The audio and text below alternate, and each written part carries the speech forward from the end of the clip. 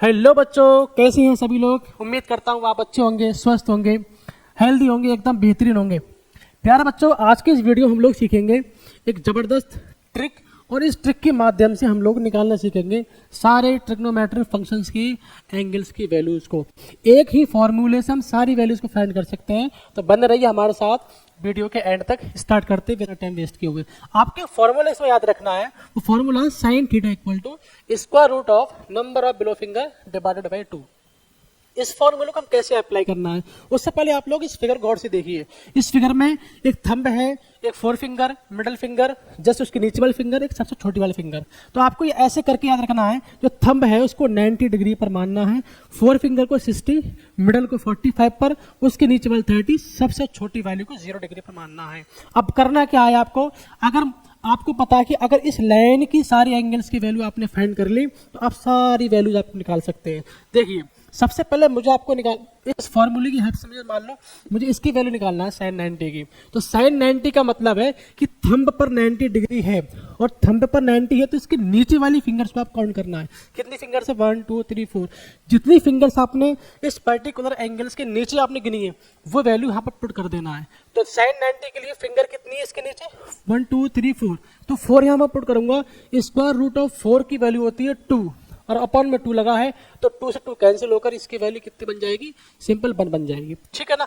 अब साइन 60 के मुझे निकालना है। तो साइन 60 का मतलब सर साइन 60 तो इस पे है, थंब के जस्ट नीचे वाला साइन मतलब 60 डिग्री पर होती है फिंगर।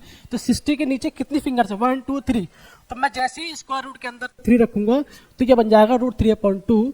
इस तरीके से आपको फाइंड करना है। साइन 45 की वैल्यू आपको निकालना है। तो साइन 45 का मतलब है कि सर साइन 45 तो मिडल फिंगर है, लेकिन मुझे उस पर्टिकुलर एंगल्स के नीचे की फिंगर जो काउंट करना होता है। साइन 45 के नीचे कितनी फिंगर है, 1 2 फिंगर है।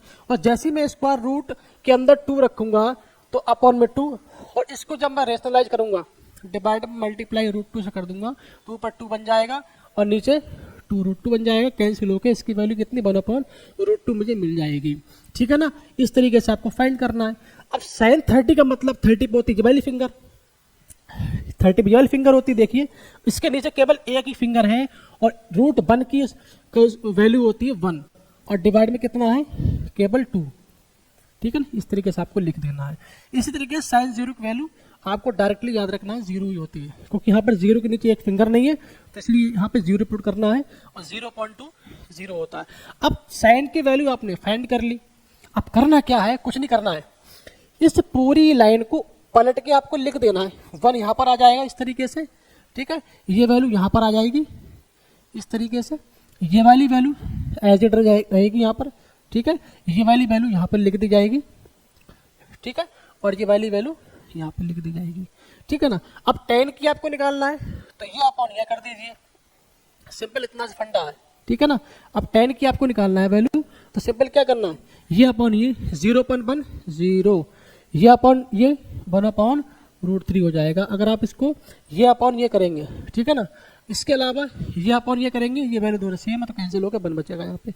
ये अपॉन ये करेंगे तो इसकी वैल्यू डायरेक्ट आएगी √3। ठीक है। डिवाइड आप खुद करके देख सकते हैं, ये अपॉन ये √3/2 डिवाइड 1/2, ये डिवाइड करना आपको आना चाहिए। ठीक है ना। ये अपॉन में जाएगा तो ये वैल्यू पलट जाएगी, 2 से 2 कैंसिल, तो बचेगा कि √3। इस तरीके से आपको सॉल्व करना है। इसके अलावा 1/0 नॉट डिफाइंड मतलब इनफाइनाइट होता है। अब आपको एक बात और बताऊं, कॉसेक जो होता है बेसिकली वो जो होता है साइन का इनवर्सली प्रोपोर्शनल होता है कॉसेक। इसका मतलब है कि जो आप साइन की वैल्यू आपको दे रखी है, कॉसेक की निकालना है, तो ये सारी वैल्यूज आपको 1 के अपॉन में रख के यहाँ लिख देनी है। तो 1/0 का मतलब क्या है, 1/0 का मतलब है इनफाइनाइट। ठीक है ना। और 1/2 का मतलब है केवल 2। इसकी वैल्यू 1/√2 का मतलब है, आपको कुछ नहीं करना, पलट देना है बस। इसको पलटेंगे, हाँ √2 बचेगा, इसको पलटेंगे तो 2/√3 बचेगा। ठीक है ना। आपको ऐसे लिख देना है, √3 बचेगा, इसका 1/1 बनी होगा। अब देखिए सेक की आपको पता लगाना है वैल्यू, तो सेक का मतलब है कि कॉस के वैल्यूज को पलट कर लिखना है, 1/1 1 होगा। इसका पलट के लिखेंगे तो 2/√3 होगा। ठीक है ना। इसको पलट के लिखेंगे तो √2 हो जाएगा। ठीक है। इसको पलट के लिखेंगे तो केवल 2 हो जाएगा, और इसको पलट के लिखेंगे तो नॉट डिफाइन हो जाएगा। ठीक है ना, आपके बस ये बात ध्यान रखना है। अब देखिए क्या करना है,